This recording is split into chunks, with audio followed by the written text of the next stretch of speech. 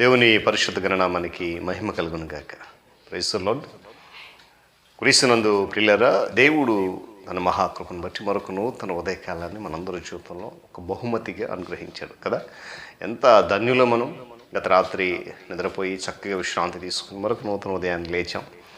మరి ఈ ఉదయకాలపు ధ్యానాల ఆధ్యాత్మిక కార్యక్రమం కొరకు ప్రభు అనుగ్రహించినటువంటి అమూల్యమైన సమయాన్ని బట్టి ఆయన నామమునకు ఘనత, మహిమ, ప్రభావములు సమస్తమును కలుగును గాక. క్రీస్తునందు ప్రియులైన దైవజనులు, స్నేహితులు, విశ్వాసులు, సహోదరి సహోదరులు, ఈ కార్యక్రమాన్ని వీక్షిస్తూ నన్ను ప్రోత్సహిస్తూ నా కొరకు ప్రార్థిస్తున్న అందరికీ రక్షకుడైన యేసయ్య ఉన్నతమైన నామంలో ఉదయకాలపు శుభములు మరియు వందనాలు తెలియజేస్తాను. సిద్ధంగా ఉన్నారా? రండి. మరి మిమ్మల్ని ఈ దినం కూడా ప్రేమతో నేను ఆహ్వానిస్తూ ఉంటున్నాను. అనుదిన అభివృద్ధి ఉదయకాలపు ధ్యానాలు అనేటువంటి ఆధ్యాత్మిక కార్యక్రమంలో నాతో పాటు పాలుబాక్సులై వాక్యాన్ని ధ్యానించి దైవ దీవెనలు పొందండి. ఉన్నాయి బైబిల్స్ దగ్గరలో తెరచి రండి. లేని పక్షాన్ని చదివిన మాట జాగ్రత్తగా విని గ్రహించి వాక్యదానంలో పాలుబాక్సులు కండి. యోహాను సువార్త 1వ అధ్యాయము 14వ వచనంలో ఉన్నటువంటి ఒక మాటను నేను చదువుతా ఉన్నాను. ఆ వాక్యము శరీరధారి అయి కృపాసత్య సంపూర్ణుడిగా మన మధ్య నివసించాను. దేవుడు తన పరిశుద్ధ లేఖన మాట మన కొరకు దీవించును గాక. తల నుంచి కన్ను మూసుకుని ప్రార్థన చేసుకుందాం. మహోన్నతుడు మీకు వందనాలు. సర్వాధిపతి, సర్వశక్తిమంతుడ, కృపగల నీ ప్రేమను బట్టి వందనాలు. ఈ ఆధ్యాత్మిక కార్యక్రమంలో అనేకమైనటువంటి లోతైన సత్యాలు ఉదయకాలం వినడానికి కృపనిచ్చాను. మీకు వందనాలు. పాల్గొంటున్న బిడ్డలను, పాలిభాగస్లైన బిడ్డలను దీవించి మరింతమంది ఈ కార్యక్రమం ద్వారా బలపడడానికి కృప చూపించు. మార్గము సరళం చేయండి. యేసు నామమున అడుగుతున్నాను తండ్రి, ఆమేన్. చాలా సంతోషం లేదా? చదవబడిన మాట మనందరికీ చాలా సుపరిచితమైంది కదా. తెలియదు అనడానికి లేదు. ఎన్నో సంవత్సరాలుగా చదువుతున్నాం. రానున్న మాసంలో ఎక్కువగా ఈ మాటను మనం ధ్యానం చేసుకుంటాం. పిల్లల దేవుని వాక్యం గురించి బైబిల్ గ్రంథంలో ఉన్నటువంటి కొన్ని పారమార్థిక సత్యాలు మనం తెలుసుకోవాలి. ఈ వాక్కు అనగా దేవుని మాట భూమి మీద ఎప్పటి నుండి ఉంది అని అంటే, దేవుడు ఈ విశ్వమును చేయకముందే లేక సృష్టించకముందే ఉంది. ఈ సృష్టికి లేక ఈ విశ్వానికి ఆరంభం ఉంది, కానీ వాక్కు శాశ్వతమైనది. ఈ వాక్కు కేవలము దేవుని మనస్సులోన ఉన్నటువంటి ఒక భావం మాత్రమే కాదండి. కేవలము దేవుని చర్యల్లో ఒక సూత్రము కాదు. మరి ఏంటండి ఈ వాక్కు అని అంటే, సజీవుడైనటువంటి ఒక వ్యక్తి, ఆయనే యేసుక్రీస్తు ప్రభువారు. దేవుని స్తోత్రం కలుగును గాక. ఆయన ద్వారానే ఈ విశ్వం అంతా, అందులో ఉన్నదంతా కూడా ఏమండి ఉనికిలోనికి లేక మనుగడలోనికి ఆయన ద్వారానే వచ్చాయి. దేవుని స్తోత్రం చెప్పండి. హల్లెలూయా. ఇప్పుడు పిల్లలు గమనించాలి, మనుషులు నూతన ఆధ్యాత్మిక శాశ్వత జీవాన్ని పొందుకుంటూ ఉంటున్నారు ఆ వాక్కు ద్వారా. ఏది సృజించబడకుండా ఉన్నప్పుడే దేవుడు జీవిస్తూనే ఉన్నాడు. అందుకన్నా కదా ఆదియు ఆయనే, అంతము ఆయనే. పూర్వము భూమి అంతా కూడా ఎలా ఉందో మనకు తెలుసు. ఆదికాండం 1వ అధ్యాయం 1వ వచనం, భూమి నిరాకారంగాను శూన్యంగా ఉండేది. ఆకారము లేనటువంటి ఈ భూతాళానికి, ఆకారమైనటువంటి సృష్టికి తన వాక్కు ద్వారానే చక్కటి ఒక ఆకారాన్ని కలుగజేశాడు ఆయన. ఆయన నోటి నుండి కలుగును గాక ఏమండి అనే శబ్దము బయటకు రాగానే సమస్తము కూడా కలిగాయి. అంతా బాగుందనుకున్నాడు. ఏమండి సృష్టి అంతటికి కూడా మకుటంగా ఉండడానికి తన పోలికగా మనిషిని కూడా ఆయన నిర్మించుకున్నాడు. ఎంత గొప్ప దేవుని వాక్కు గమనించాలి. ఆయన వాక్కు సృష్టి అంతటిని కూడా సృష్టించింది. లోకాన్ని సృష్టించి మానవుని నిర్మించి ఆ వాక్కు అంతటితో ఊరుకోలేదండి. మరి ఏం చేసిందంటే, పతితుడైన మానవుడిని పరిరక్షించడానికి ఆ వాక్కు యేసుక్రీస్తు వారి రూపంలో నరరూపు దాల్చింది. దేవుని స్తోత్రం కలుగును గాక. నరరూపు దాల్చి దివి నుండి భూమికి దిగి వచ్చి మానవునికి ప్రత్యక్షమయ్యాడు. ఎంత అద్భుతమైనటువంటి వాక్యం. ఆదిలో లోకాన్ని సృష్టించిన ఆ వాక్యే, ఆదిలో ఆ సృష్టి అంతటిని నిర్మలంగా చేసినటువంటి ఆ వాక్యే, అనాది కాలంలో నిరాకారమైనటువంటి సృష్టి అంతటిని ఆకారంలో మార్చిన ఆ వాక్యే శరీరధారిగా మారాడు. దేవుని స్తోత్రం కలుగును గాక. ఆయన పలికిన పలుకులే వెళ్ళలేనటువంటి వేదాలు. ఆయన పలికిన ప్రతి మాట కొన్ని ఏమండి మనము వర్ణించలేనటువంటి వేదం. అది వెళ్ళలేనటువంటి విలువైనది.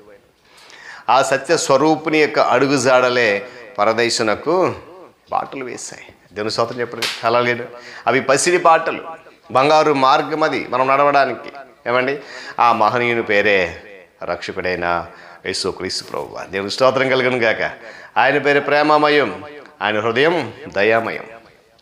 ఆయన ప్రేమ, కరుణ, జాలి అపరిమితం, ఏమంటే పరిమితం లేనివి. ఏ మనుష్యుడి పట్ల కూడా పక్షపాతము చూపించినటువంటి వాక్ అది. దేవుని స్తోత్రం చెప్పడం కనుక హల్లెలూయా. మానవుడు జన్మతః పాపి కనుక, జన్మంతోనే పాపములు పుట్టినవాడు కనుక పాప ప్రక్షాళన నిమిత్తమై ఆ పాపమును విడిపించడానికి, ఆ పాపము నుండి పరిరక్షించడానికి యేసుక్రీస్తు ప్రభువారు 20 శతాబ్దాల క్రితం ఉద్భవించాడు. దేవుని స్తోత్రం కలుగును గాక. ఆ అభిషక్తిని ఆగమనం ద్వారా, ఆ రక్షకుడి యొక్క రాక ద్వారా గురుడి వారికి చూపు వచ్చింది, చెవిటి వారికి వినికిడి వచ్చింది, కృండి వారికి కాళ్ళు వచ్చాయి, కుష్ఠరోగులకు స్వస్థత వచ్చింది, పాపాత్ములకు పరలోక రాజ్యము ప్రసాదించబడ్డాయి. ఎంత అద్భుతమైన వాక్కు చూడండి. అనాది కాలము నుండి ఎలాంటి ఉనికి లేనటువంటి ఈ ప్రపంచాన్ని సృష్టించిన ఆ వాక్కు మరలా మానవుడు పాపములు జీవిస్తున్నాడు కనుక పాపములోనే, ఆ పాప మనుగడలోనే బ్రతికి ఉండకూడదని, ఆ పాపం మొత్తం చనిపోయి నరకానికి వెళ్ళకూడదని ఆ వాక్కే, అనగా లోకాన్ని సృజించిన ఆ వాక్కే శరీరధారిగా మారి మన మధ్యకు వచ్చాడు. వచ్చి ఇవన్నీ చేశాడు. నేను మరలా జ్ఞాపకం చేస్తాను. ఆయన రాకడ ద్వారా గుడ్డి వారికి చూపు కలిగింది, చెవిటి వారికి వినికిడి కలిగింది, కృండి వారికి కాళ్ళు వచ్చాయి, కుష్ఠరోగులకు స్వస్థ వచ్చింది, పాపులకు పరలోక రాజ్యము ప్రసాదించబడింది. ఇంతటి మహనీయుడైన మనిషి, ఇంతటి మహోన్నతుడైన మనిషిని ఆనాటి పరిసయ్యులు, శాస్త్రులు, పెద్దలు, ప్రధాన యాజకులు, యూదులంతా కూడా ఏకమై ఆ వాక్కును సిలువ వేసేశారు. పగతో, అసూయతో, ద్వేషాలు అందుకు గల ప్రధాన కారణం. ఆయన చేసింది ఏమీ లేదు. ఆ వాక్కు ప్రజలందరినీ మార్పులోకి తీసుకువచ్చింది. ఆ వాక్కు ప్రజలందరికీ రక్షణ మార్గాన్ని ప్రకటించింది. ఆ వాక్కు ప్రజలందరినీ పాపపు మార్గంలో నుండి పరిశుద్ధమైన మార్గం నడిపించింది. అది ఆయన చేసినటువంటి పని. దానికి పగపట్టేశారు, అసూయ చేశారు, ద్వేషించారు, చివరికి సిలువ వేసి గమనించారు పిల్లలు కన్నా. కానీ మన ప్రభువు సిలువపై మరణించి సమాధి చేయబడి తిరిగి మరలా 3వ నాడు లేచాడు, పునరుద్ధానుడై పరలోకానికి ఆరోహణమయ్యాడు. ఈరోజు ఆ వాక్కే, గమనించండి, ఈరోజు ఆ వాక్కే నిన్ను నన్ను కూడా సజీవులుగా ఉంచింది. ఆ వాక్కే నిన్ను నన్ను కూడా నీతిమంతునిగా మారుస్తుంది. ఆ వాక్కే నిన్ను నన్ను క్రైస్తవుడిగా విశ్వాసం నిలబెట్టింది సమాజంలో. ఆ వాక్య నిన్ను నన్ను ఒక ఉన్నతమైన స్థితిలోనికి నడిపిస్తుంది. ఎంత గొప్ప ధన్యత! ఆ వాక్కు ద్వారానే మనం ఈరోజు విశ్వాస యాత్ర కొనసాగిస్తున్నాం. ఆ వాక్కు ద్వారానే నిత్యరాజ్యానికి మనము నడిపించుకున్నాం. కనుక ఆ వాక్కుని ఎన్నటికీ మనము అశ్రద్ధ చేయొద్దు. ఆ వాక్కుని ఎన్నటికీ మనం నిర్లక్ష్యం చేయొద్దు. ఆ వాక్కును మన హృదయంలోకి ఆహ్వానించుకుందాం. ఆ వాక్కు ద్వారానే మన యొక్క ఆధ్యాత్మిక దైనందిన జీవితాన్ని దినదినము అభివృద్ధి చేసుకుందాం. ఆత్మతో, సత్యముతో ఆయన ఆరాధన చేద్దాం.